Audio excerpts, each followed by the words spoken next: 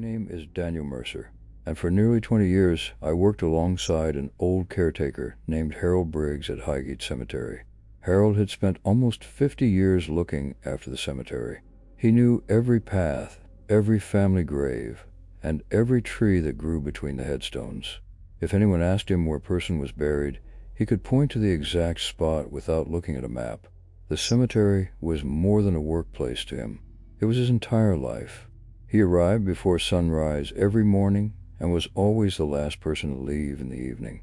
Visitors trusted him because he spoke quietly and treated every grave with respect. Yet there was one part of the cemetery he never entered after sunset. It was the oldest section, hidden behind rows of leaning Victorian headstones where the graves dated back more than 200 years.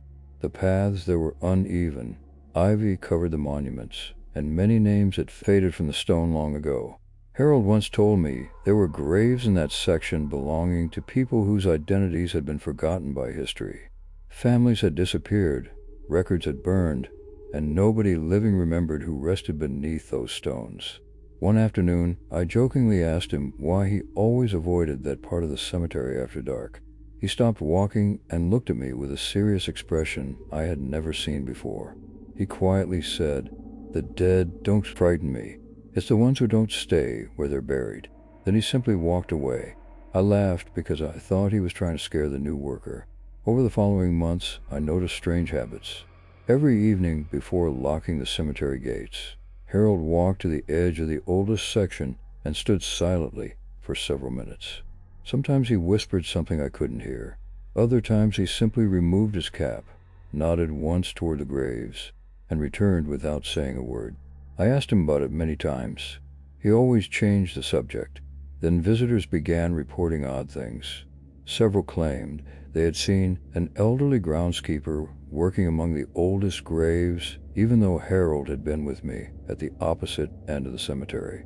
One woman insisted the old man she spoke to suddenly disappeared while pointing her toward an unmarked grave. A photographer showed me pictures he had taken that afternoon. In one photograph, an elderly man stood between the headstones with his back to the camera. In the next photograph, taken only seconds later, he was gone. The path was empty. Harold looked uncomfortable when I showed him the pictures. He handed the camera back without saying a word. Weeks later, I arrived early one morning and noticed fresh footprints crossing the dew-covered grass in the oldest section. They began at the main path and stopped in front of a large weathered monument with no name carved into it. There were no returning footprints.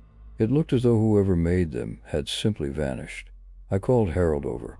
He stared at the ground for a long time before quietly brushing the footprints away with his boot. He then looked at me and said something I have never forgotten. "Never follow tracks that don't come back." After that day, he became quieter than ever. Some evenings I found him sitting alone on a stone bench watching the oldest graves as though waiting for someone. He barely spoke. His face looked tired, almost frightened. One evening, just before closing, I noticed Harold walking toward the oldest section, carrying an old lantern instead of his usual flashlight. I asked where he was going. He smiled for the first time in weeks and simply replied, "Someone has been waiting a long time. I shouldn't keep them any longer." I assumed he meant a late visitor and continued locking the front gate. Nearly half an hour passed before I realized he hadn't returned. I grabbed another lantern and followed the path into the oldest part of the cemetery. The deeper I walked, the quieter everything became. Even the birds had stopped making noise. Eventually, I reached the old monument where the footprints had ended weeks earlier. Harold's lantern sat on the ground beside it. The flame was still burning. His keys were lying next to it. So was his hat. But Harold was nowhere to be seen. I searched the cemetery for hours with the police. Every path, every chapel, every mausoleum, every locked gate. There was no sign of him. No footprints. No evidence that anyone had entered or left. It was as though he had simply disappeared. The investigation lasted several weeks before it was officially closed. Everyone assumed the old man had wandered away because of his age, but that explanation never made sense to those of us who knew him. Harold knew every inch of that cemetery better than anyone alive. He could have walked it blindfolded. Several months after his disappearance, I was asked to clear out the small caretaker's office where Harold had worked for decades. Hidden inside the bottom drawer of his desk was an old leather notebook. Most of it contained ordinary notes about damaged headstones and maintenance work. Near the end, I found a page that had been folded several times. Written in shaky handwriting were the words, "They don't leave the cemetery. They only move farther in." Beneath that sentence was a rough map of the oldest section with one grave circled in red. The grave had no name, no date, no record of ever existing. Curious, I searched through every burial register the cemetery owned. There was nothing. It was as though the grave had never officially been there. A week later, I returned to the spot alone. The unnamed grave looked older than everything around it. The stone was cracked almost beyond recognition. As I brushed away years of dirt and moss, I noticed fresh flowers resting against the base. They had not been there the previous day. No visitors had entered the cemetery that morning. While I stood there wondering who could have left them, I heard slow footsteps behind me. Thinking another groundskeeper had arrived, I turned around. The path was empty. When I looked back at the grave, something new had appeared carved into the weathered stone. It wasn't a full name, only 2 letters. Ash B. Harold Briggs. I stumbled backward in shock. I blinked once, and the letters were gone. The stone looked exactly as it had before. I never returned to that part of the cemetery alone again. Today, a new caretaker looks after Highgate Cemetery, and visitors often ask about the elderly man they sometimes see walking quietly among the oldest graves just before closing time. They describe him the same way every time. Gray coat, flat cap, lantern in one hand, head lowered as though searching for something. When staff review the security cameras, nobody is ever there. Sometimes I wonder whether Harold finally found whoever had been waiting for him all those years. Other times I wonder if he simply became another caretaker. Because every evening, just before the gates are locked, someone still leaves fresh flowers beside that nameless grave, and no one has ever seen who places them there. My name is Samuel Foster, and for 43 years I worked as a caretaker at Greyfriars Kirkyard. During those years, I buried strangers, comforted grieving families, repaired broken headstones, and walked the cemetery every single evening before locking the gates. Most people believe a cemetery becomes peaceful once the visitors leave. The truth is that is when you begin noticing the things you miss during the day. The silence becomes different. Every sound seems closer. Every shadow feels as though it belongs to someone standing just beyond your sight. Still, I never believe in ghosts. Old cemeteries are full of stories, because people enjoy giving fear a place to live. I always had a simple explanation for everything. At least, I did till I became responsible for a forgotten grave hidden behind the oldest chapel. It wasn't marked on any visitor map, and most people walked past it without realizing it was there. Unlike the surrounding graves, this one had no family name, no date, no religious symbol, and no inscription of any kind. It was only a large weathered stone standing alone beneath an ancient yew tree. The burial records simply referred to it as Plot 17, nothing more. During my first week at the cemetery, the head caretaker gave me one unusual instruction. He said, "Keep the area clean, but never disturb the soil around that grave. If it looks different in the morning, leave it exactly as you found it." I laughed, thinking he was trying to scare the new employee, but he never smiled. Over the years I noticed something strange about Plot 17. Every morning the soil looked freshly turned, even though no digging had taken place. There were never shovel marks, never signs of animals. It simply looked as though someone had carefully smoothed the earth during the night. I asked older workers if anyone maintained the grave. They all gave the same answer. Nobody touched it. Visitors occasionally noticed it too. One elderly man asked why fresh flowers always appeared beside the stone when no one ever seemed to bring them. I had even realized flowers were there until he pointed them out. White lilies rested against the stone, perfectly arranged. I removed them before closing because no visitor remained inside the cemetery. The following morning the flowers had returned, fresh, Not the same ones I had thrown away. I checked the security cameras covering that section of the cemetery. Nothing appeared unusual. The footage showed an empty path throughout the entire night. Yet just before sunrise, the camera suddenly filled with static for less than 5 seconds. When the picture returned, the flowers were already resting beside the grave. I blamed faulty equipment until the same thing happened again and again, always at exactly 3:18 every morning. After several months, I stopped questioning it. Then something even stranger began happening. Every evening while making my rounds, I noticed footprints leading toward Plot 17. They always belonged to one person. Heavy boots, large footprints. They started from the main path and ended at the grave. There were never any footprints leading away. Rain didn't wash them away. Wind didn't cover them. They simply disappeared by morning. One autumn afternoon, a young couple approached me, asking whether an elderly gentleman still worked there. They described a man wearing an old black coat and carrying a rusted lantern.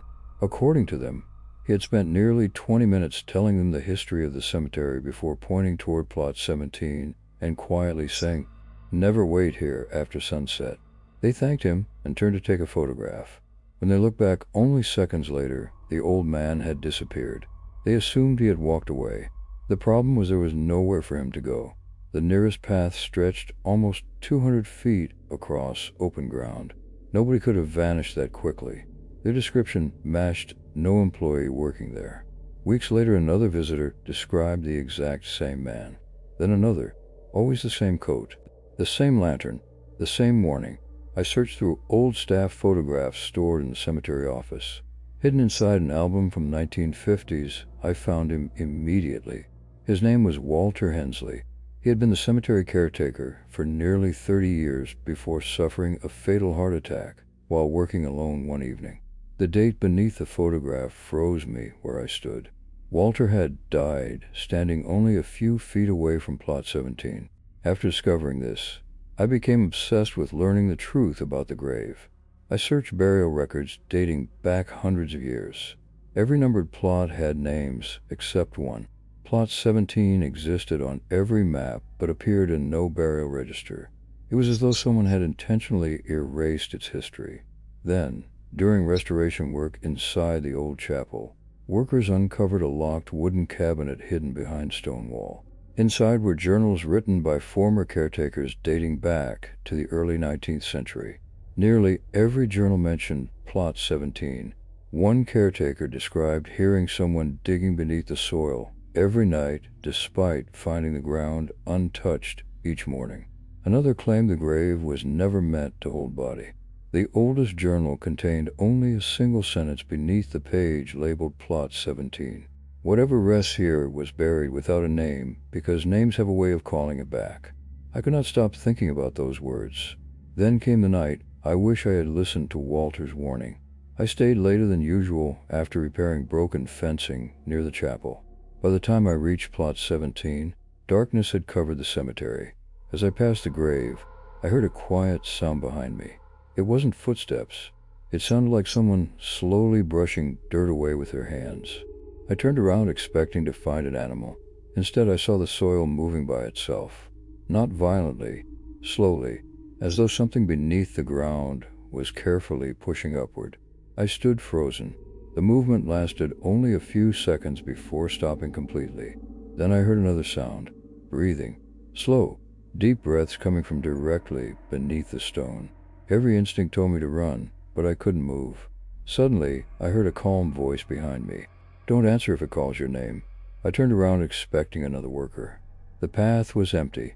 While I looked back at the grave, the ground was still again. The breathing had stopped. The next morning, I returned with 2 other caretakers. Nothing appeared unusual except one detail that has haunted me ever since. Beside the stone stood a freshly cleaned lantern, rusted, very old.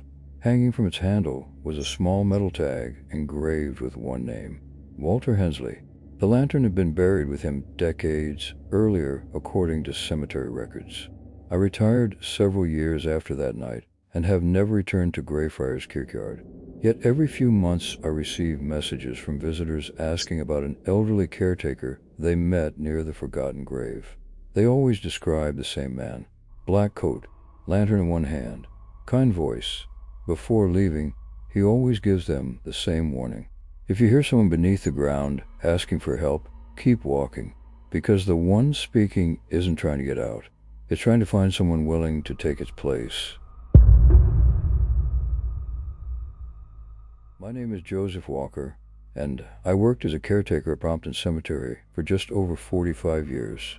By the time I retired, I had buried hundreds of people, restored broken monuments, unlocked the cemetery gates thousands of times, and watched generations of families return to visit the same graves.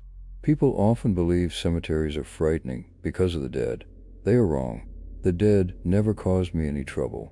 It was the living who couldn't explain what they had seen that made the place feel unsettling. During my first year, an elderly groundskeeper who had worked there before me gave me a piece of advice that never made sense at the time. He told me, if you ever see the same visitor twice in one day, don't speak to him the second time. I laughed because cemeteries are full of regular visitors. Some people come every week, some every single day. I asked him what he meant, but he only smiled, handed me the gate keys, and retired a few days later. I forgot those words for almost 15 years. Then one quiet afternoon, I noticed an elderly gentleman standing beside an old family grave near the western path. He wore a long black coat, polished shoes, and a dark hat that looked decades out of fashion. He stood perfectly still with both hands resting on the top of a walking stick. I assumed he was visiting a relative, so I continued working. Nearly an hour later, I walked to the opposite side of the cemetery, almost 300 yards away, and saw the same man standing beside another grave. I found it unusual because I had never seen him walk across the cemetery. I greeted him politely as I passed. He nodded without saying a word. His face looked pale, almost gray, but I assumed he was simply elderly. Later that evening, while locking the front gate, I saw him again. This time he was standing beside the cemetery entrance, exactly where I had first unlocked the gates that morning. The strange part was that the gates had remained locked all day, except for visitors entering through the main path.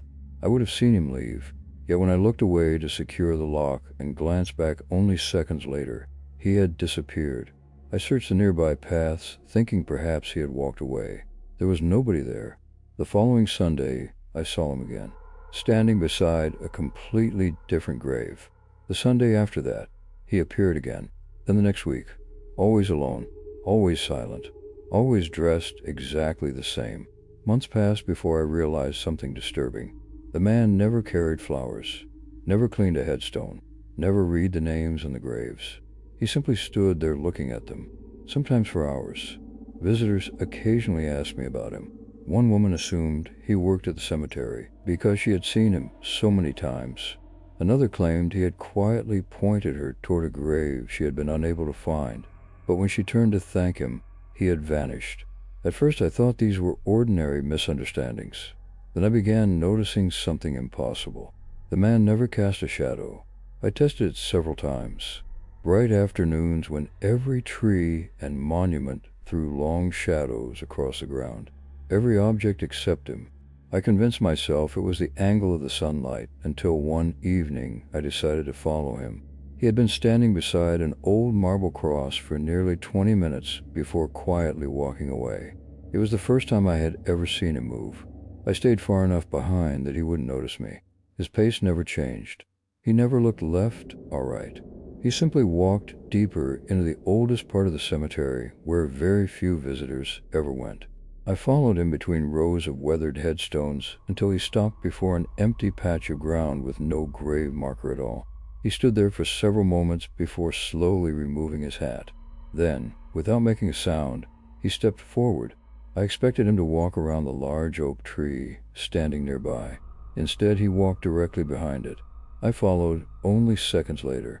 There was nobody there. The oak stood alone in the middle of open ground. There was nowhere to hide. No path leading away. No wall. No gate. The man had simply disappeared. Over the following years, I searched every cemetery record trying to identify him. I found nothing. I checked visitor books, parish archives, newspaper photographs, even old staff records dating back more than a century. Nobody matching his description appeared anywhere. Then one rainy afternoon, while cleaning an unused storage room beneath the chapel, I discovered several dusty boxes filled with photographs taken around the cemetery throughout the last 100 years. Curious, I began looking through them. One photograph dated 1938 showed visitors attending a funeral near the Western Path. Standing in the distance was the same man in the same black coat and hat. Another photograph from 1956 showed school children touring the cemetery. There he was again. Another from 1974. Another from 1989. His clothes never changed. His appearance never aged. His expression remained exactly the same in every photograph. The oldest image I found had been taken sometime around 1901. The quality was poor, but there he stood among the graves exactly as I had seen him a century later. I showed the photographs to a local historian who specialized in the cemetery's history. He became unusually quiet. After studying them for several minutes, he asked whether I had ever noticed where the man appeared. I admitted I had not. He placed the photographs side by side across a table. Only then did I realize the truth. In every single picture, regardless of where he stood, the man was always looking toward the same place. Not toward the camera, not toward the people, toward one small area near the old oak tree. We searched old maps, and eventually discovered that a section of graves had been removed from that exact location during expansion work in the late 19th century. The burial records for those graves had mysteriously disappeared. Nobody knew who had been buried there. A few months before my retirement, restoration workers decided to replace damaged pathways around the oak tree. While removing layers of soil, they uncovered a small stone plaque buried only a few inches beneath the ground. It carried no name, only one sentence carved into the weathered stone: "He is still waiting for those who never came back." The plaque was taken away for preservation. After that day, the mysterious visitor was never seen again, at least not by me. On my final afternoon before retirement, I stood at the cemetery gate for one last look across the grounds. Everything seemed peaceful. Then I noticed someone standing beneath the old oak tree, an elderly man wearing a long black coat and a dark hat. He slowly raised one hand toward me, not waving, simply acknowledging that I'd seen him. I blinked once. He was gone. A week later, the new caretaker phoned me, asking a strange question. He wanted to know whether I had ever worn a long dark coat while working there. Confused, I told him no. He then explained that several visitors had thanked an elderly caretaker for helping them find family graves that morning. They all gave the same description: gray hair, walking stick, kind face. When he checked the security cameras, he found nobody matching that description. Instead, standing exactly where the visitors claimed the old caretaker had been, was a man who looked remarkably like me.